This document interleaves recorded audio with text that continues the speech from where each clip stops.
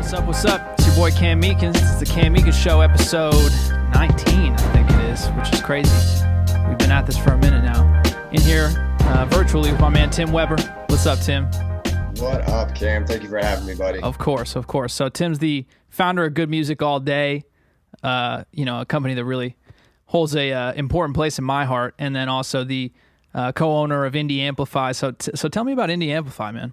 Yeah, so I mean, Futuristic is an artist that I met back in the Good Music All Day time. He's an independent rapper and posted on Instagram saying he was going to be launching a business to help independent artists. And I just said, I love it. I've always enjoyed helping independent artists. If there's any way I can help, I'd love to. And sure enough, within a week, started working with him, and now it's full time. But we just launched it back in October, and really the goal is just to help artists. We think one of the biggest problems is lack of resources and knowledge for independent artists, and a lot of times artists get taken advantage of either by labels or by scams simply because they don't have access to resources or knowledge. So we're just trying to add transparency to a cloudy industry. Yeah. Well, as an independent artist myself and someone who's worked with the major label system, I get it for sure. I think there's a lot of confusion there, So you've known Futuristic for a while, and then this kind of just came about? Yeah, I mean, I knew him probably 2010 was probably the first time I connected with him. He used to work with a videographer named Jacob Owens, and they used to do collab videos with Kyle and Mr. Man and a bunch of different guys. So knew of him, and then slowly became better and better friends. I mean, he's stayed with me in Nashville. He's stayed with me in LA. He just became one of those just friends more than business. And yeah, he's unbelievably talented. I think he's got like 70 songs that have over 1 million streams on Spotify. Super talented. No, he's the man, dude. Me and him went on tour together with Huey Mack. I don't know, this must have been 4 or 5 years ago now. But we had a great time together, man. We did like 25 cities or something. And when you're touring like that, as you know, you're building this real close bond with people that's very unique, because you don't necessarily know these people very well, but by the end of it, you guys are like brothers because you've been through this crazy situation together. Man, there's no other bond like that, that tour life bond. Were you guys all in the same like Sprinter van when you guys were doing We had tour? Our own vans, but we were all same hotel every night. There was some situation was going on, like someone had a hookup for some like cheap hotel kind of situation, and so all of us were staying at Marriott's for like $30 a night, and it was like definitely like something kind of sketch was going on. Somebody had a family member. That's what. Yeah. Yeah, it was someone had a family member, but then it was like they probably were definitely abusing the employee benefits program a little bit, but it worked for our benefit for sure. But that was a great time, man. Just hitting a ton of different cities, and I mean, Futuristic's just an incredible performer, incredible rapper, man, and good basketball player too. They're kicking ball for sure. He's all right. He's all right. He's got a little jump shot. Yeah. He's not bad. Yeah. But that's funny that you mentioned. Yeah, Huey Mack is actually he's coming to stay with me in like 2 weeks. So that's hell yeah, funny small world of all of those things colliding. Yeah, well, dude, like I feel like you're one of those dudes who's just someone who's always connected to so many different artists and people that I know in this world, and we have so many mutual friends, and we've known each other for 10 years now, and I'm just wondering, like, how did you get your foot in the door from that side of things, connecting with artists? Like, I'm assuming it's through Good Music All Day, but maybe tell me a little bit about that story, how it kind of went from the ground up. It's interesting because definitely with Good Music All Day, a lot of the artists I was working with were still upcoming. So their teams were really just them and a friend that managed them, were a lot of those artists. So it's really easy to formulate a relationship at that point versus when somebody's already made it and then they have label reps and an A&R and 2 or 3 managers and all that. But I mean, a lot of the artists, some of them I'm way closer with the managers than I am with the artists. And I still love the artists. Sometimes it's vice versa. I don't really talk to the managers and I just talk to the artists. I think for me, the biggest part of it was I really enjoy people. I enjoy talking to people. I want the best for everybody. And I think a lot of times in the music industry, people surround themselves with yes men. and getting honest feedback, I think for a lot of the artists was well appreciated, and they knew it was constructive criticism. If I was ever saying anything, it wasn't like, oh, you're trash. It was more of like, hey, here's what I would do to switch that song. Here's why I can't post that song. So I think that was a nice part, but I mean, really, I lucked out. I mean, it's not like I have some magic key to success. If there was a college music blog, I wouldn't have started Good Music All Day. But yeah, no, it's a fascinating thing to have a bunch of artists and managers in a network when I'm not really talented in anything myself. So, well, you're a talented entrepreneur, man. I mean, I think you saw a market where there wasn't one, right? So tell me a little bit about that. How did Good Music All Day start? So I was a freshman at the University of Notre Dame. Pretty much like the first time I had free time. And at that time, legally free music was a thing. So like DatPiff and other music blogs, artists were giving out legally free downloads. Most of the websites were genre specific. So they were either like hip hop websites or indie music websites or electronic websites. And really, I had free time. I started listening to a ton of music. I wanted to share it with my high school friends. So I got a tweb90.wordpress.com and was posting the songs that I was coming across, really just to share with my 8 to 10 friends from high school. Shout out Archmere. But just to share with them. And something happened over Christmas break where I guess they were telling their friends at college, and then the friends, when they went back for Christmas, I guess, to see all their other friends, then all of a sudden it just like took off, and it went from 10 views a day to 10,000 views a day. And I actually shut it down because I didn't want it to be public. I was just meant for it to be for my high school friends. Wow. So shut it down for a couple of days. And then my friends were kind of like, no, obviously you're onto something. Like, people are going to it. You should stick with it. And I was sitting in the library and just bought the domain name Good Music All Day for $7. It was the first thing that came into my head. And then the growth from there went from 10,000 to 100,000 views that same year. And I transferred to NYU's Clive Davis School of Recorded Music, and then Belmont in Nashville, and then dropped out and did it full time. Dude, crazy, man. I feel like at that time it was this weird combo that we don't have anymore, which is like the organic grassroots plus the internet side, you know? Mm-hmm. And so when you say like all these people came back from college, came back to their hometowns from college and spread the word, that reminds me of how my music spread too. It's like you get these kids, these like college age kids, to love the music, and then when they go home for break, they're telling all their friends to check this out, and it grows from there. And it's like, it's the same way that like fucking pandemic grows, right? It's like, it's the same thing. And now that's all taking place digitally, which is obviously amazing and democratizes the whole process for artists. And it's a different ball game now. But man, it was such an era when you came out with that site, and blogs had so much relevance in the music world.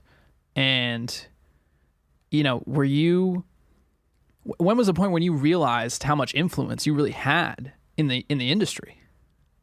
I'm not gonna lie, I don't think I ever really thought about the influence. I think the one thing that I did realize was the thing I loved about those days and age of the blogs was that people weren't spending tens of thousands of dollars marketing their blog. It truly was the music they were posting spoke for itself. Right. Like, if people liked it, people would tell their friends, because everybody wants to be the cool kid that is listening to the new thing before everybody else. So the product stood for itself, which I really loved. The one thing I started to realize was I built the brand based on like taste making. So calling artists before they got big.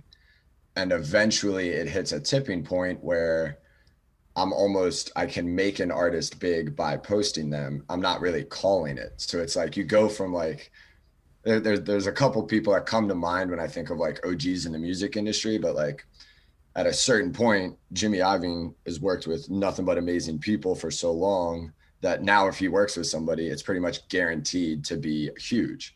And it's not really like, is he really necessarily still having the ear, or is it just his name behind it made it big?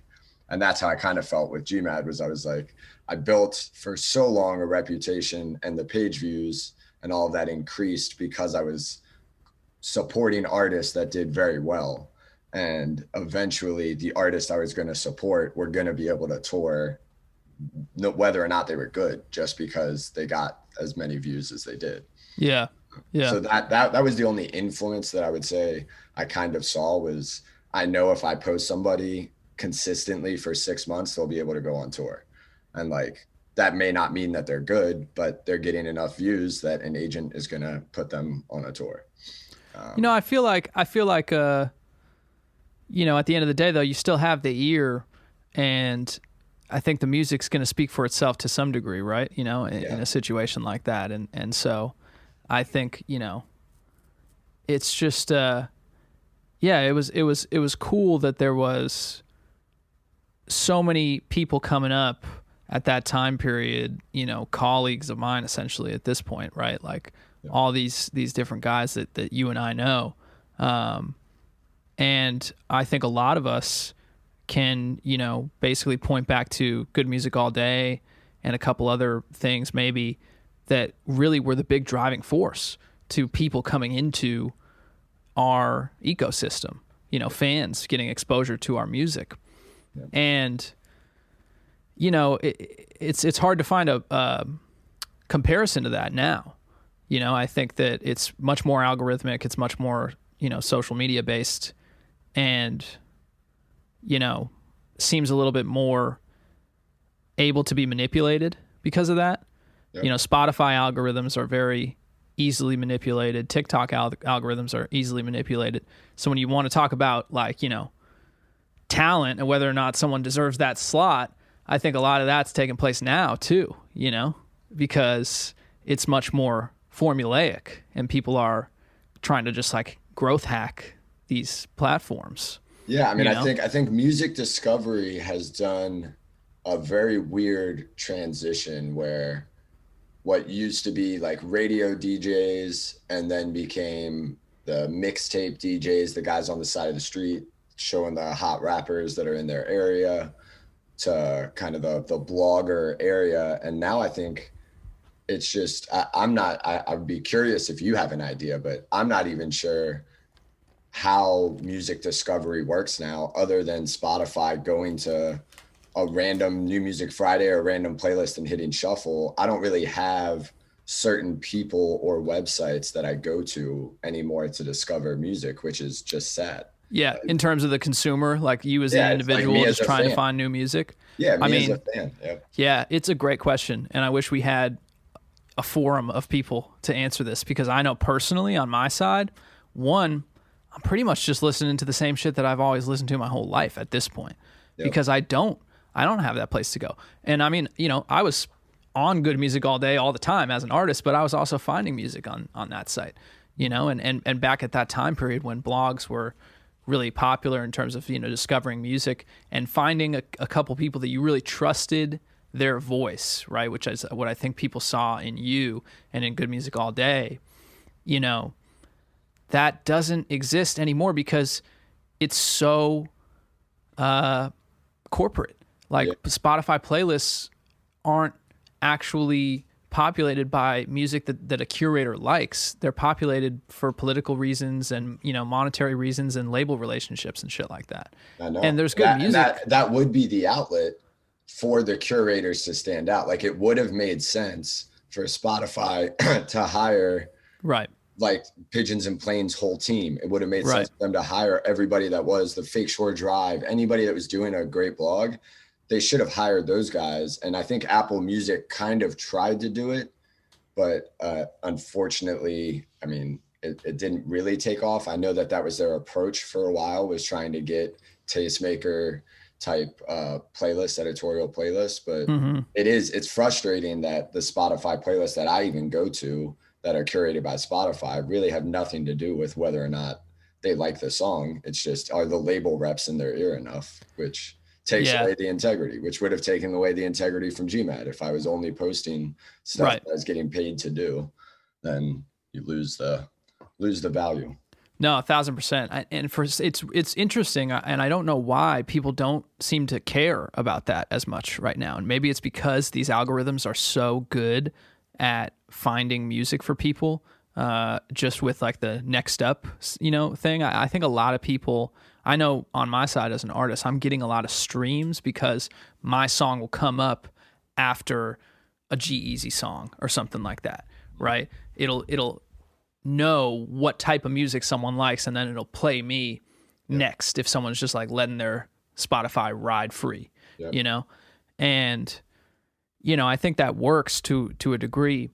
But it is interesting that it seems to be, the music industry seems to be at a point right now where there isn't as much value being placed on curators and people just kind of writing about artists and telling that story.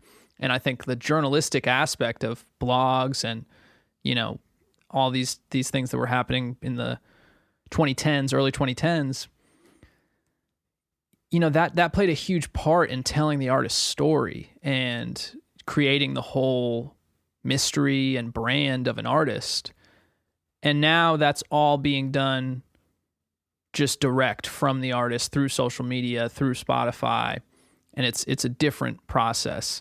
And I'm not even necessarily saying that it's bad, but I think it's just an interesting conversation. Yeah, I mean, I think it all stems from, anytime you have access to everything, the value and sentimental value of things just naturally decreases because you have everything at your fingertips. What was really big for Good Music All Day in that blog era was iPods had come out, but streaming and iPhones hadn't really yet. Mm-hmm. So people could legally download songs from a website, put them on their iPods. They'd bring their iPods to a party because they're the DJ that way. And that made that like rarity of who had the best iPod and the best music collection like a thing. And now it's, oh, well, everybody can DJ anything at any time from their phone. So the sentimental value of trying to do that doesn't make as much sense now. And also, like, people listen now to 100 different artists a day, and they only know one or two songs by each artist. And they may not even know the artist's name, but know all the words to the song. And that's right. It's a totally different landscape. It's amazing how much it's changed in just 12 years. I mean, yeah. So when did you see the change start to happen? Was it once streaming really started to take hold, or was it a little bit before that? Like, what was the first inclination there? Realistically, I lucked out big time because I sold the last piece of Good Music All Day in 2015. And that was really like the year of the shift into streaming really heavily. So I didn't see it coming. That was just me being burnt out and not being happy anymore, was the reason for selling it. But I lucked out with that. Wow. But I do think that time period of like 2014 to 2016 was a dramatic change from people wanting to download music and be their own tastemakers to their friend group, to people having access to anything and everything.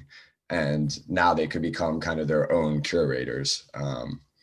And I mean, what I was doing, I mean, people are like, oh, you just ran a website and posted 10 songs, but I would listen easily to 500 to 1,000 songs a day in order to get the 10 that I'm going to put up. So it's not like I was just like, oh, I checked my email, these are the 10 that I'm going to put up.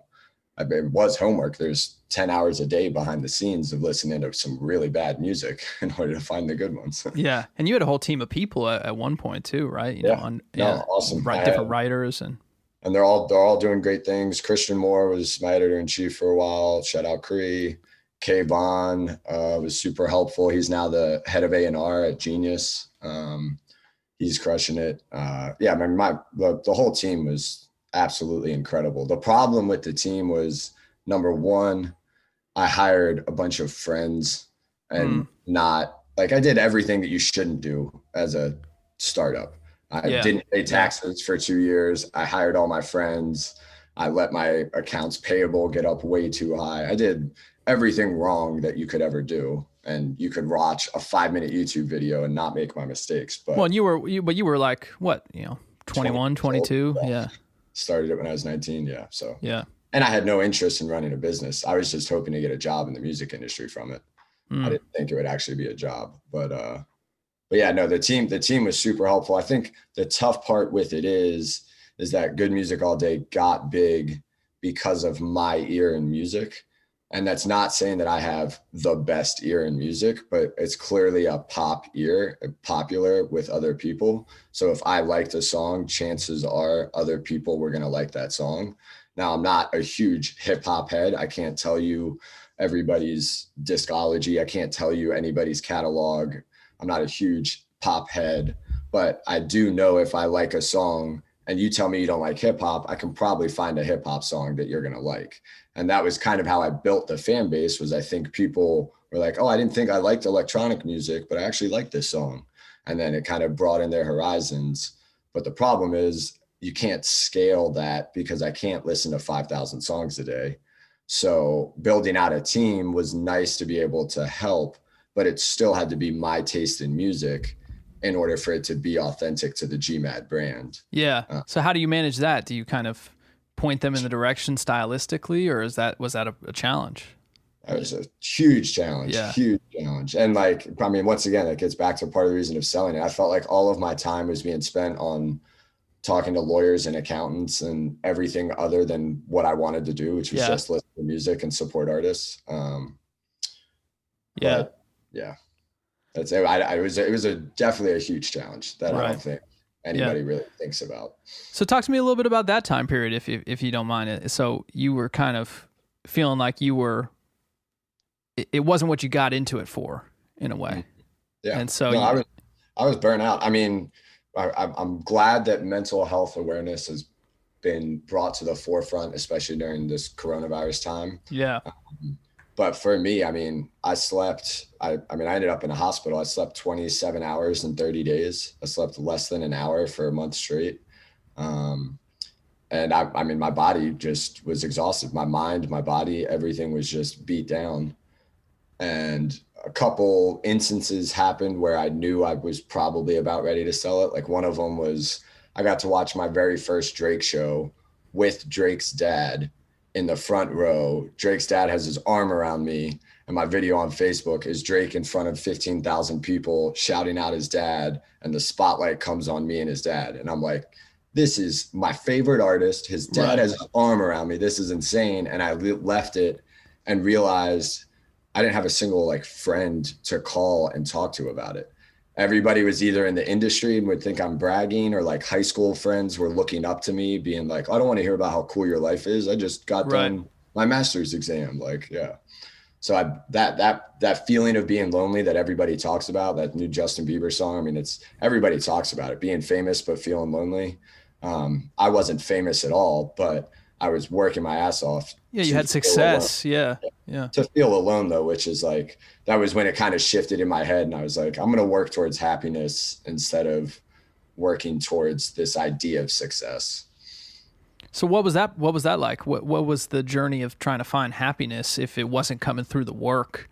And, I feel like a lot of times in my life, sometimes I'm like, on that chase, and it's like, well, if I just work a little bit harder, I'll feel better. And it's kind of counterintuitive. You kind of have to look within and look at what's really important.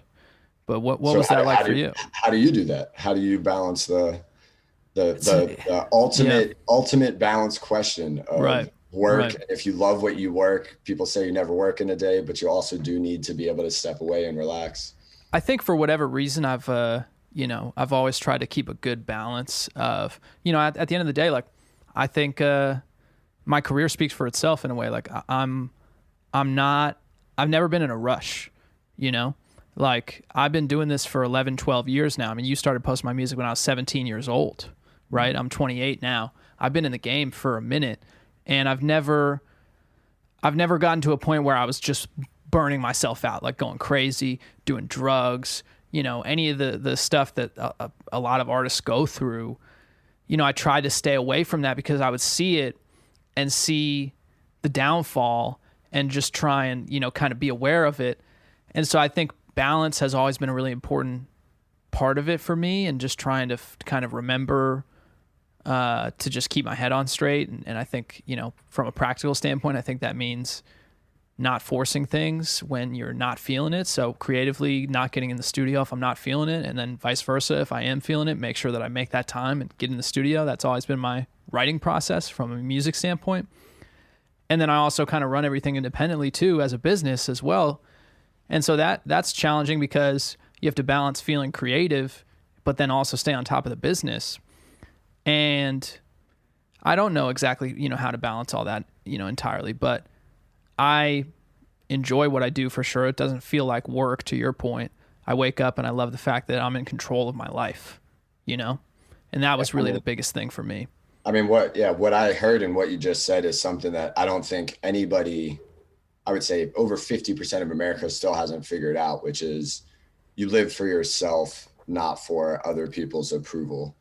And that's so much easier said than done, because even if you're not in the music space, even if you're anybody, you're looking for your dad's approval, you're looking for your mom's, you're looking from your girlfriend's approval, you're looking for validation from other people. But if you do things because you like it and it makes you happy, other people want you to be happy, and it actually works out very well. But if you spend your time trying to make other people happy and get their approval, you become less of yourself. And that's, I applaud you for being able to know that from the get-go, of not, like, if you're trying to be the biggest artist, you will end up doing drugs, selling your soul out to a record label, doing everything, because that's what the entertainment industry looks like when you get to that level. But if you're not trying to be the biggest artist and you're just trying to make music because you love music and you're trying to make a living on it, well, that's beautiful. I wish everybody could hear that. If nobody gets anything from this podcast, I hope they hear what you just said and can have that resonate with them. No, facts. I appreciate you saying that. And, don't get me wrong. I, just like every other human being, am constantly worried about what are people thinking. If I'm posting this, how are they going to react to this? Are they going to like this song? Like, do I like this photo that I'm putting out? Whatever it is, like, we all struggle with that as humans. But again, I think it just comes back to the balance of, just trying to remember where you're at and, find things in your day that you can just enjoy to kind of keep yourself centered a little bit, like I love. And I did a very bad job of centering myself, but also because I did love what I did. So I wanted to be awake. Like, life was beautiful. I wanted to be awake all the time. I wanted to go fly to Duke to go watch my buddy Macklemore play, and then I'd buy a same day plane ticket and go fly to LA to go watch a DJ that I know play and be editing videos on the plane. And like, it was all fun. It never seemed like work, but I was always doing that, trying to prove to my parents that it was worth me dropping out of 3 different colleges. I was trying to prove to my friends that I was as cool as they thought I was. I was trying to prove to the artists that I was valuable to them, that they needed me. I was doing all this stuff, and I don't know what it was that shifted after I sold GMAT, but I use the expression, I found beauty in insignificance. So instead of trying to chase being significant, instead of trying to chase being somebody that the world will remember, I found beauty in how small I am, and the fact that I'm a speck on a finger of a giant that's floating through this galaxy that we can't even comprehend how big it is. So whatever is going on in my life really isn't that big of a deal.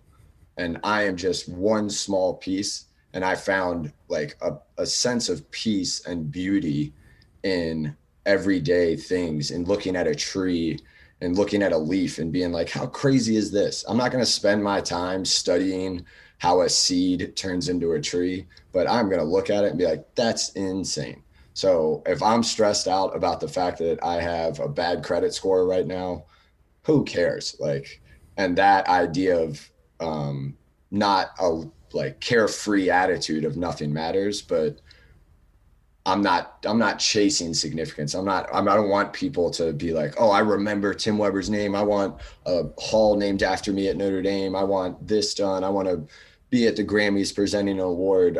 If those things come, that's going to be beautiful, but I'm not going to focus on that. I'm going to focus on what I have the ability to do. And I don't know exactly when that shift happened, but it definitely didn't happen until late in my 20s of trying to figure out, how do I accept the fact that It's what is scary, and people are like, oh, that's such a terrifying concept to think of how small we are and how like we don't matter.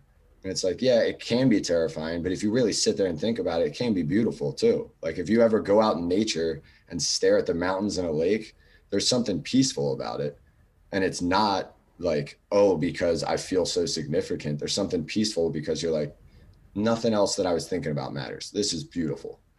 And that's like a Zen mentality that I'm trying to get better at each day. Yeah. No, I really resonate with that. I mean, I'm all about trying to appreciate those little things, you know, because it seems that ironically on that quest to, you know, be the biggest version of yourself or the most significant version of yourself or the success that we all, you know, that a lot of us in this game of, you know, whether it's the music game or just the game of life, if you're playing it and you're trying to be, you know, kind of quote unquote something, we're all caught up with, you know, just trying to get bigger and bigger and more successful and more rich and, you know, all these things that we all want, you know, most of us want.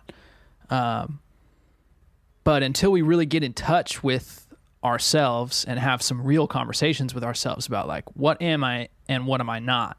Mm-hmm. You know, you're never going to move forward on that path regardless. And so it's kind of, you know, it's like a beautiful irony in a way, what you're talking about, because I think that it can even help you become more successful in your life too, when you're appreciating those little things, when you're taking a step back, when you're looking at who you are. You know, I'm not going to be Drake or, you know, one of these like A-list huge artists, but I can be Cam Meekins and I can have my little section of people and I can grow that as big as I have the capacity to grow it. And that can be an amazing thing. You know what I'm saying? But just being realistic and appreciating what you do have and then trying to grow that thing as big as you can. Amen. Right? Like that is the thing that I think can, you know, we're talking about balance and all these different things that can help you kind of just navigate that and just try and kind of keep your wits about you a little bit. Amen. And so, yeah, no, I feel that, man. I feel that.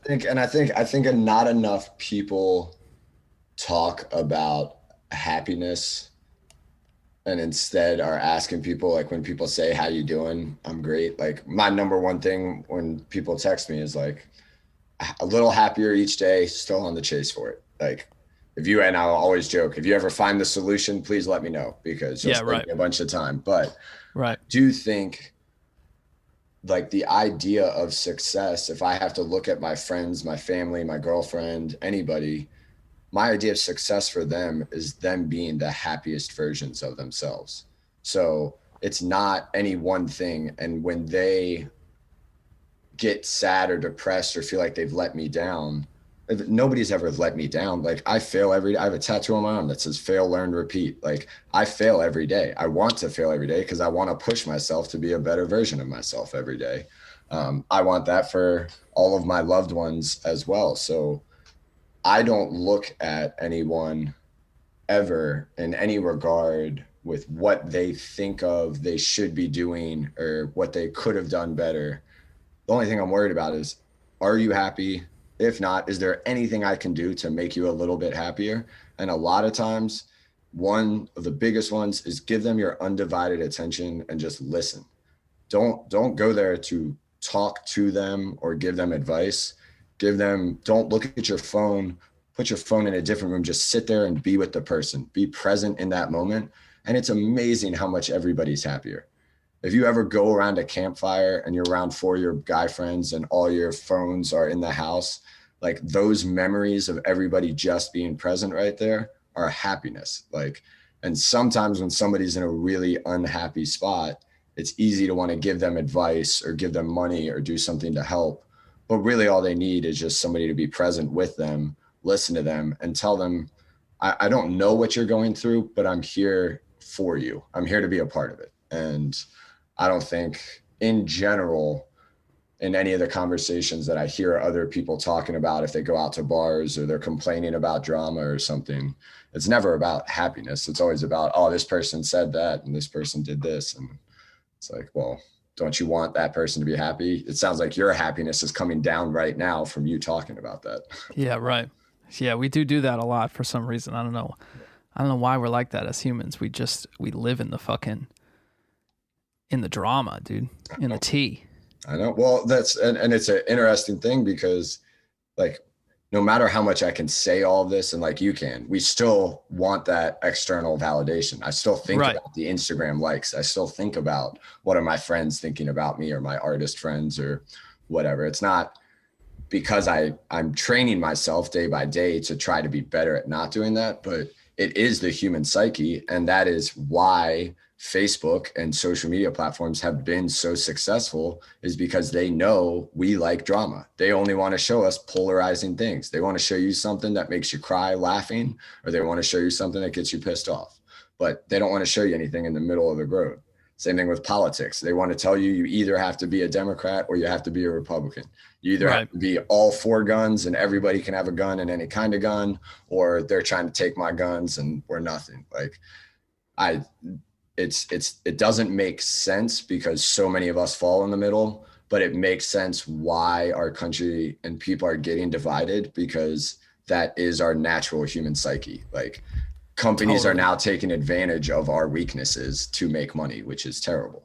And I wonder where that goes, right? Like we're getting just pulled to the opposite sides, you know, as far as we can go, left or right, and there is no more middle ground conversation anymore. And it is absolutely stemming to, you know, the way that we're consuming media, which is all social media based now, and it's all algorithmic, and it's not about giving you honest.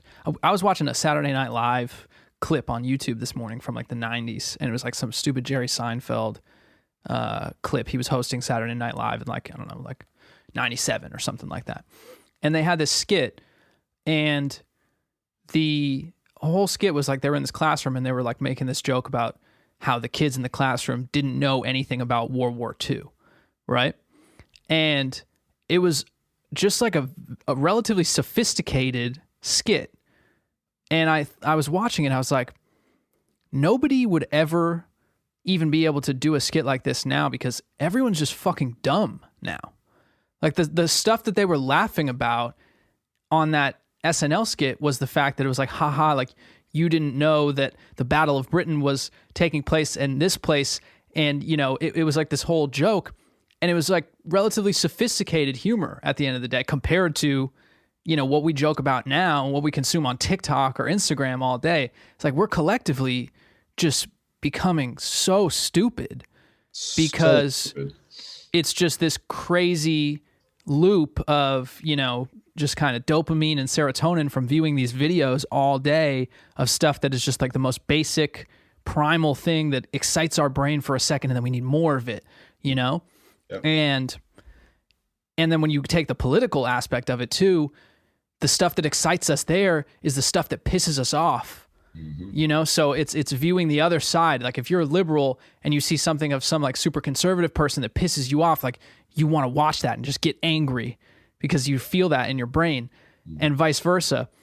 And these algorithms know that. And it's just like, man, it's just so toxic and so sad to see just like the collective dumbing down of our country through these platforms, really. And I mean, the beauty of technology and phones and internet and all of that originally was the idea that it was going to connect people from all different parts of life all over the world. Yeah. Make people feel connected and make us smarter because we'll have access to stuff. And those two things, it could not have done the exact opposite to. Well, and the beauty. Yeah. What? You know. So no, go ahead. I'll make my point after you. Okay, but I was going to say, now you can Google whatever you want, so you don't actually have to know anything, number one. But number two, the idea of like connecting people, we actually have become desensitized. Like, because I have so much information coming up, I can read about a shooting that just happened last night here in Nashville, and about a genocide that's going on in Africa, and about World War or hunger issue and something else all on the same day. So I'm like, you know what? There's a lot of messed up shit in the world. Like, right. You know what? Right. I'm desensitized to it. But really, the beauty of what technology could have been, I'm so scared that it's going the exact opposite direction. That's taken away from that happiness journey. I've never been happy staring at my phone. Have I laughed watching a TikTok or something? For sure. Has it ever even remotely compared to being happy and holding my niece or nephew for the first time? No. Like, yeah. No, it's so true. And this conversation's got me amped up and I'm off the coffee. So sorry to have tried to cut you off there.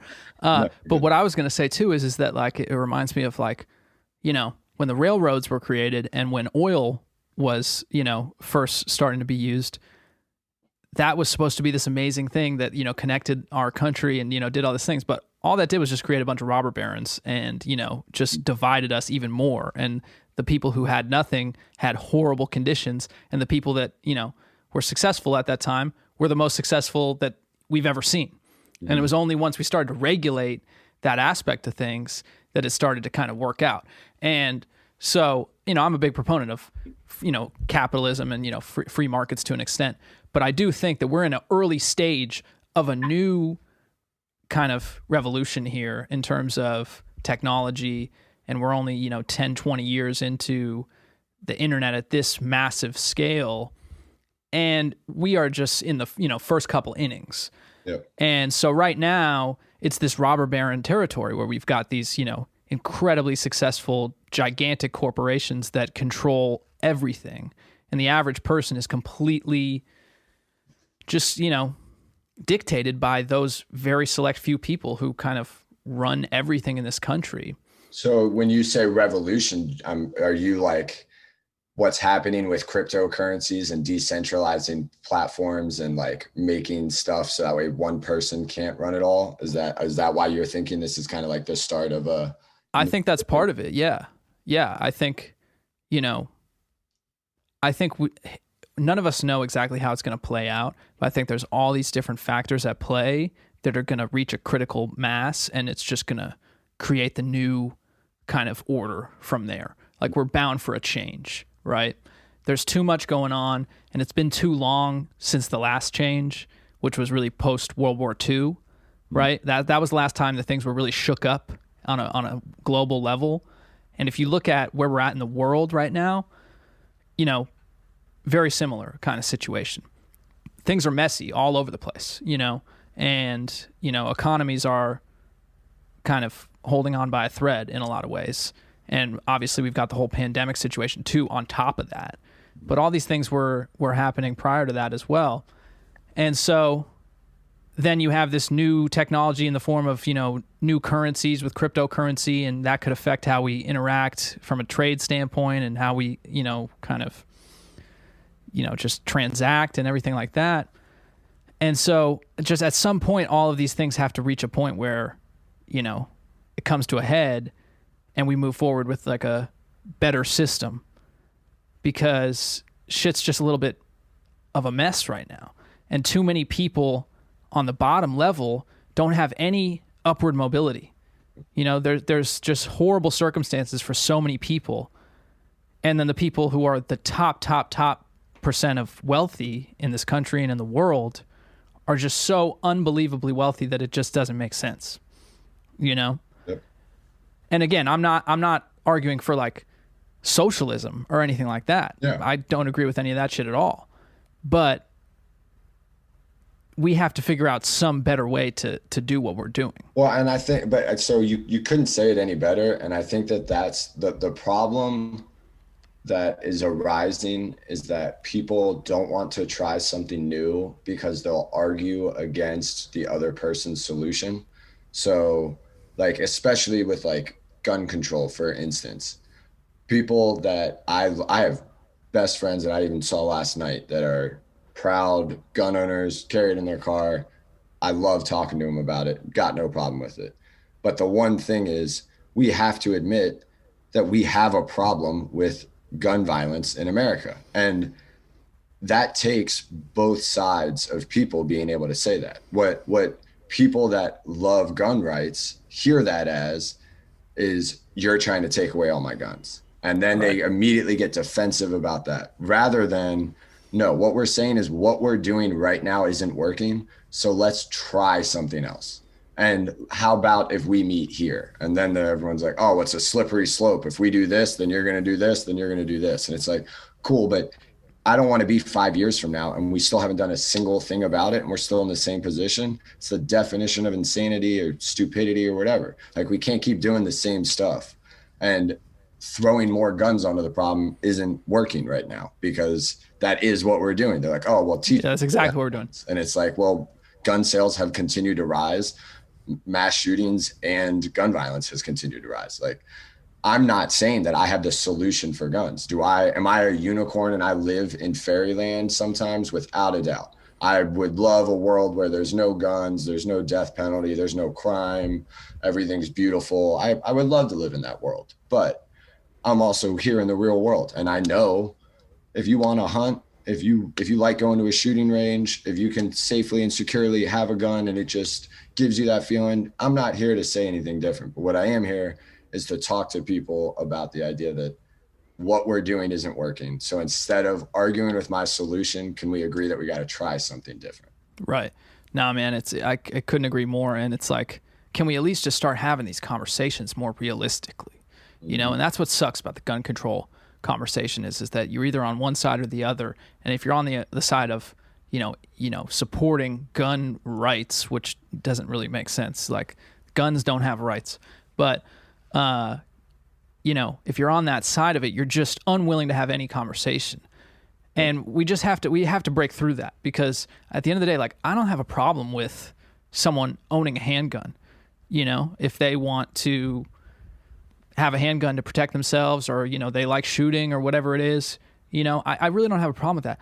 I don't see why we need AR-15s to be able to be purchased by anybody in this country.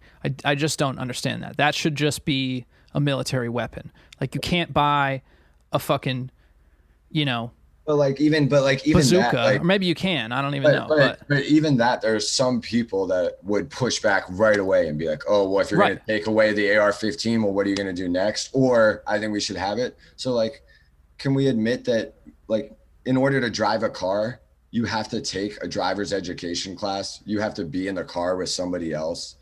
You have to be a certain age. You have to do all these things.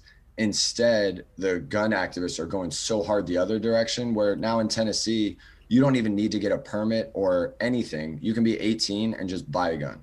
There's no checks. There's no anything. You can just be 18 and buy a gun. And you can buy AR-15 or anything. It doesn't even matter. Yeah, it doesn't matter. And right. That's not how driving works. So, like, I'm not saying that we need to start necessarily banning things. I agree with you that there's no need for assault rifles, but I've gotten a lot of pushback from gun activists. And I'm like, well, why can't we just start with the first change being, let's do it like how we do getting a license. You have to take a driver's test. You have to take driver's education. You have to be a certain age.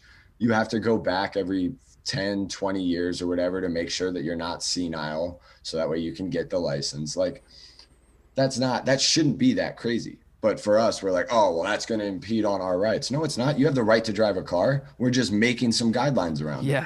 Yeah. You can drive that car. We also have a speed limit. I want to drive 120 miles an hour, but we all agreed we can't. Like, there's a little bit of regulation there. Yeah, no, totally. And it's so crazy that even just having that conversation, that's where we have to start. You know, we can't have a realistic conversation about, like, you know, can we try and kind of calm down with the AR-15s? We can't even have that conversation, but we're just asking for, like, can we just get some sort of, you know, structure behind background checks and, you know, maybe getting some sort of test before getting a gun. And even that is so, you know, polarizing. I don't understand. I don't. It's like, crazy. We all accepted a drive. Yeah. Right. It's the easiest example for me. Anytime I'm talking to somebody, I'm like, dude, I get it. It was the same thing with masks when people were like, that's another right you're taking away. It's like, yeah, we also have laws that say you have to wear a seatbelt and you have to go to the speed limit. Like, we are making compromises as a society for the betterment of everyone. Now, if I can drive 100 miles an hour, then should I be able to drive 100 miles an hour? Right. According to half the country right now, I guess you should be able to do whatever you want. There's a comedian, I think it's Jim Jeffries or somebody, that's like, I do drugs like a champ, but because Becky over here did PCP once and jumped off a building, I can't do drugs anymore. But you know what? That's how it works. One person ruins it for the rest of us. And it's like, Right. If we could all drive 100 miles an hour, 99% of us are great. That 1% that's not is the reason we have a speeding limit. Yeah, so, exactly. Yeah, that idea is always interesting. And I think there's another rapper you came up with that's been doing a podcast, of Mike Stud, that goes by Mike now. Yeah. And he had a good point that was like, when people are talking, in an ideal world, there should be no right or wrong. It should be understanding, because realistically, what is right or wrong is based on the information that you have at that time, a moral feeling. There's so many ethics, there's so much stuff that goes into it, and it could change. But the real basis shouldn't be, when you talk to somebody, I'm right, you're wrong. It should be, I want to understand why you think the way you do, and you should hopefully want to understand why I think the way I do. And then we'll realize we're actually very similar. We're not right and wrong. We're actually just misunderstood. Yeah. I think that idea is something that is way easier said than done. It's way easier said than done, but you're so right that is a huge step that would get us in the right direction. And the fact that we are unable to have conversations amongst, more kind of left-leaning people and right-leaning people is probably the biggest problem that we have in this country. And I have so many friends who are like super, super liberal and just would never even entertain the idea of just trying to have a conversation with somebody to come to some middle ground. And I'm sure there are people on the other side too that feel the same about talking to a liberal-minded person. And we're not going to get anywhere like that. Like we have to, like there are always going to be crazy people, but we have to try and, engage a wide group of people in conversations and come up with some solutions. Because doing nothing is like not going to solve anything either. Nope. But we got to have conversations. We got to have realistic conversations. And on this gun shit, we got to have a realistic conversation about the fact that like 90% of these problems and these mass shootings that are happening from fragile, psycho white kids, white men. Yeah. So what the fuck is going on there? Something is going on there, and we need to talk about that. Yep. And we need to address that. Yep. And we need to be realistic and have these conversations. Yep. Without it's just so frustrating. I could do 5 podcasts just about, my friends probably, I'm sure some of them would laugh at this because I'm going to say they hate me for it, but they definitely do. I love nothing more than the late night conversations of like midnight to 3 a.m. I'll sit outside with a beer with one of my friends, and I love talking about like the death penalty, because for me, I don't believe in the death penalty at all. No matter what. I don't care if you murdered my entire family. Me killing you is not going to fix anything. It's only going to bring harm. And like to your family, to everybody, I don't get it, but I love talking to other people about it. And instead they always call me the devil's advocate, but I never try to say my opinion. I just continue to ask them questions of like, so what good does that do? Well, are you missing out on this chance or whatever? And it's some of the best conversations. And some of my friends every now and then will be like, shut the hell up, Tim. Like, yo, I feel this way. And that's it. And it's like, cool. You know what? Conversation over. Like, I'm not pushing you. If you're going to put your foot down and say, I feel this way, that's fine. Same thing with guns. If like you come at me and you're like, I don't even have a logical argument, I just like guns, I'm going to be like, that's awesome. Thank you for just telling me that, because I can believe that. If you tell me you have it for safety, but you also keep it in your closet in a locked safe, get the hell out of here. Like, come on. That's not like, yeah, I'm not here for that argument. I'm here if you just want to look me square in the eyes and be like, I love guns. No, if my family died, I would want to kill that person. You know? Right. I get it. I get the appeal of people wanting to own guns. Like, I think it's not the craziest thing in the world, but all we're saying is, can we just have a conversation about the criteria you need to meet to be able to be someone who purchases a gun, and putting some regulation around the situation so that there's not just a million AR-15s on the street, because you're never going to get to a situation where like, some dude out, in some place has, a ton of AR-15s and, you're banning AR-15s and like you're expecting that person to go turn in those guns. It's just not going to happen in this country anytime soon. People love their guns too much. but can we just stop letting these fucking crazy kids get these guns so easily?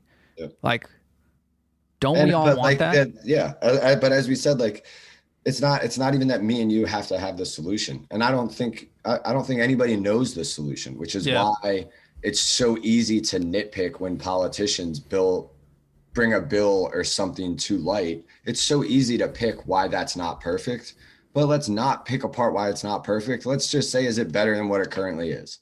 Right. Like, and it's the same thing like with politics, to get kind of transition this even just away from the guns thing. With politics in general, for some reason, we act like it's a negative thing that a politician has changed their view on something.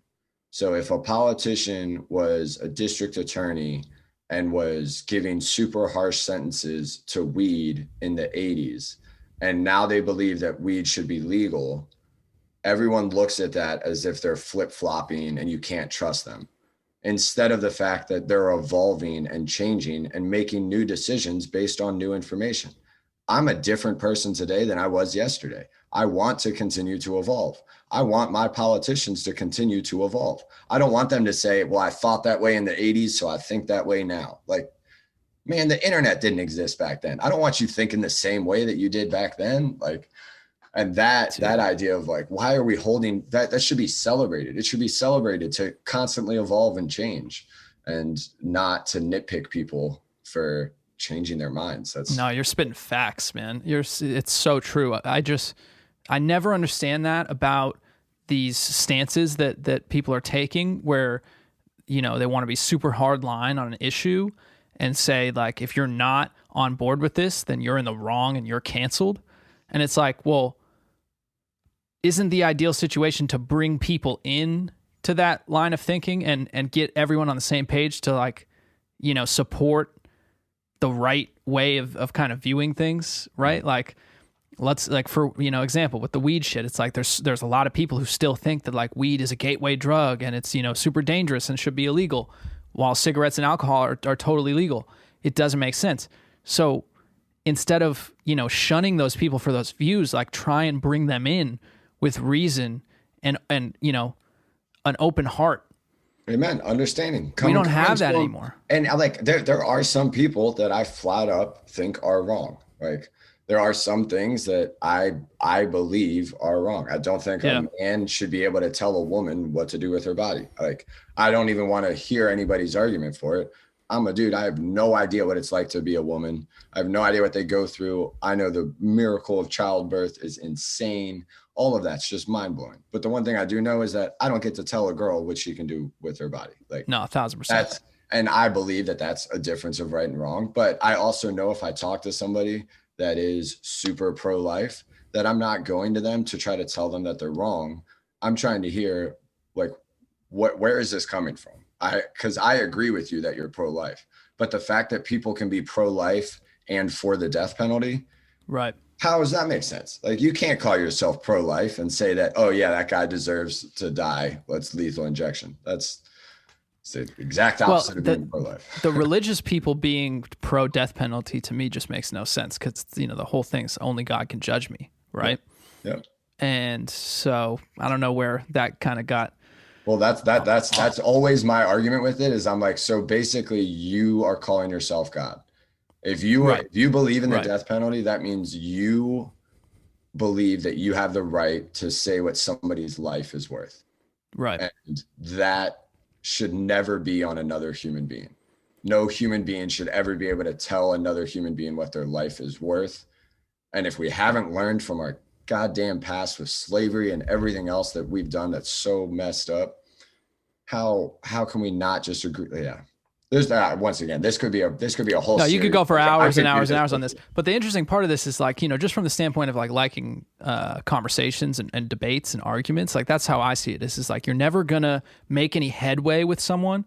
You know, there are certain issues that are just, like, you know, non-starters in a way, and, you know, abortion is one of those things. It's like, I don't want to have that argument, but you know, if you're trying to win an argument or influence someone's opinion on something, the best strategy to do that, and I'm just purely talking like debate strategy, argument strategy. The best strategy to do that is to listen. Amen. Is to listen. Ask them questions, and they will say out loud at some point, well, they'll realize the hypocrisy of what they're saying. But if you ever say it to them, they will immediately get defensive and think that you're attacking them and you're wrong. But if you just keep listening and asking them questions, I've had it happen with friends multiple times where eventually they'll be like, oh, shit, okay, yeah, no, I get what you're saying now. That doesn't make sense. There's just a lot of shit right now that people are refusing to have conversations about. And that's kind of one of the reasons that I wanted to start doing this podcast too, is just give myself a platform to start to have these conversations and not be afraid to say like, let's fucking talk about this shit. You know, let's talk about what's going on in the world. Instead of just consuming fucking 30 seconds of things all day, let's talk for an hour, you know? And anyone who's willing to listen to that shit for an hour, okay, you know, I respect that. But also, like, I could not commend you more for doing this. I actually just talked to Futuristic yesterday about it, where I was like, the amount of times, even just this past week, that I've had hour phone calls plus with artists, and none of it is about what can I do to help you or business. It's all like catching up and shooting the shit as homies like this, having real conversations. Yeah. And I shoot myself for being like, why didn't I record that? Because maybe one person could have enjoyed that conversation, but I do it all the time. Like Sammy Adams, the first time I connected with him on the phone during Corona, we talked for 3.5 hours. And like, that was somebody that we had beef in the past, we had to get over, but the conversation was never about that. The conversation was about happiness. How you doing? Like, how are you feeling as a man? What do you feel about looking back at yourself when you were 20? I was a huge douchebag when I was 20. How about you? And he's like, yeah, me too, man. Like, who wasn't? Yeah. Yeah. No, it's so true, dude. It's so true. It's just been such a refreshing process, just having these type of conversations with people, reconnecting, getting to, you know, I don't think that you can make that progress in a conversation unless you really put that time in, and you're not fucking looking at your phone every 10 minutes, dude. Mm-hmm. Like, when was the last time you know, I mean, maybe you're good about this, but for me, I'm not. If I'm in just like a normal meeting where the camera's not on like this, you know, I'm looking at my phone every, you know, 10 minutes, 2 minutes, whatever it is, you know? And so this gives you a platform where you're not doing that. You're engaged, you're in that flow, you know? So that's interesting, because I am definitely anti that to the fullest. And like, I can't multitask to save my life. Like, I have to pace when I'm on a phone call. It's impossible for me to even take notes, because I can't even hold a notepad and take notes while I'm on a phone call. I am so one track minded that I know if I do get a text, and like my girlfriend will slap me in the face for even saying this, but I will occasionally just put up my finger and be like, hold on a second. But I won't actually say, hold on a second. I'll just put up my finger, because I don't want to be the guy that's looking at my phone and going, okay, So I know if I'm going to text somebody, they're getting my full attention right now. I also will never do a text conversation. Call me. If I have to text you more than 3 times, do a 30-second call. I don't care where you are or what you're doing, but I'm very one-track minded. So even outside of the podcast, I believe in being present an extreme amount, and I understand the rush of, especially if I'm by myself, or like if a conversation lulls and there's silence, immediately wanting to be like, oh, well, let me pick up my phone because this is awkward. I totally get that. That's human psyche. I still do some of those things, but I'm very, very, very much only one track mind. I know it about myself. If I'm talking to somebody, I will only talk to you. If I'm texting somebody, I will tell you I'm not listening. I like that, dude. I like the hold on, let me put my attention to this for a second, and then I'll come back. You know, that's just transparency. And I'll stop talking to somebody if they start doing the If they look at their phone while I'm talking to them, I'll stop mid-sentence and just wait. And then they'll look up and be like, huh? And I'm like, yeah, exactly. You have to look at me like, huh? Because you don't really know what's going on. Yeah. Facts. No, I believe in it too. I just don't practice as much as I should. It's easier said than done. Done. Mine is really just because I know I can't multitask. So that's really how it started. Right. I want to be able to have a relationship with my girlfriend, and I want my family to know I love them. And I know when I'm Right. with them, if I pull out my phone, I'm pissing them off. And they're the ones that will be honest with me and be like, really, you got to pull out your phone again? You can't give us 1 hour of your time? Right. Right.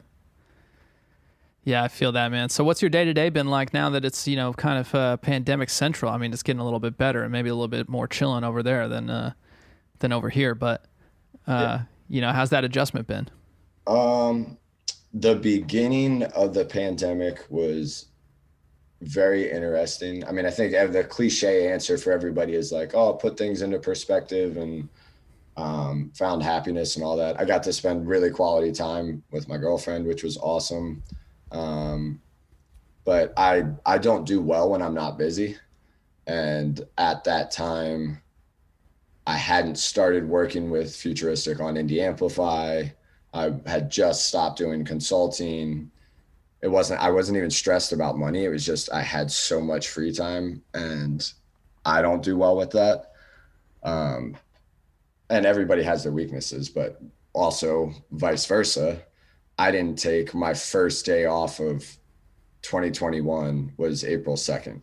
So I went over 3 months, the whole Q1 of 2021. I didn't take one day off because I enjoy working and I love what I do. And I'm also driven by the purpose and I want to help people and all of that. So it kind of went from having way too much free time to now going like borderline back to that. I don't want to work myself stupid again.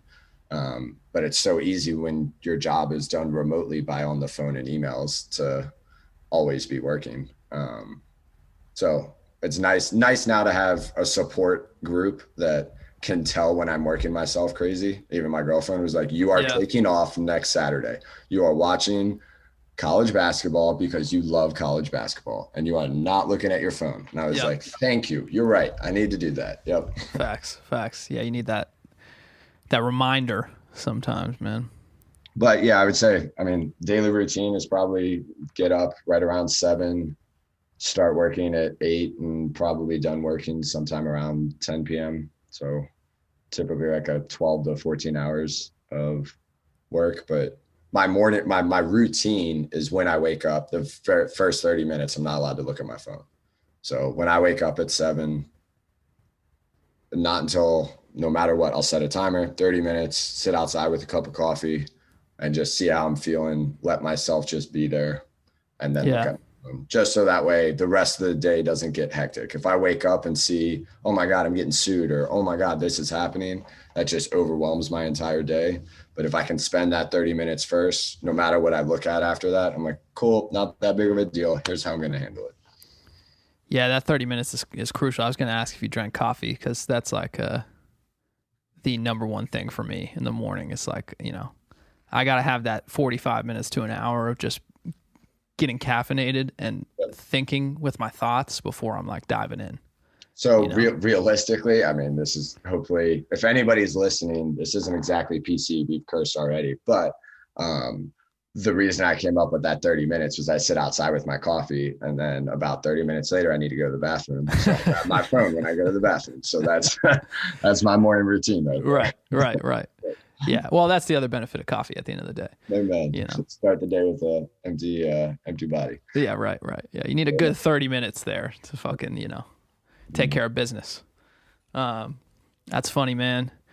Yeah. I mean, I'm excited to see what you guys are doing with Indie-Amplify, man. I think it's just, it's a great, just a great concept, to give resources to independent artists and, just support kind of that path that I think, more and more people are starting to go on. And, as I've been on for a long time and you've played a big role in that for me and a lot of other independent artists too. And so, I'm excited to see how that continues to shape out, man.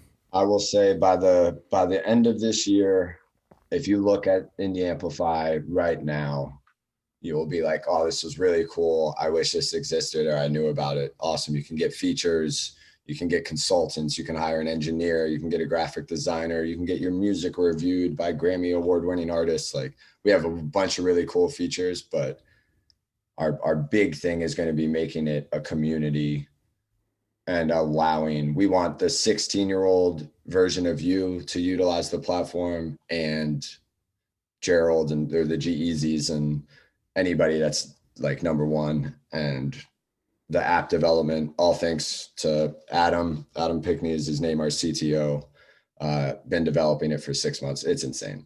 So I normally don't like talking about Indie-Amplify that much right now, just because you're building.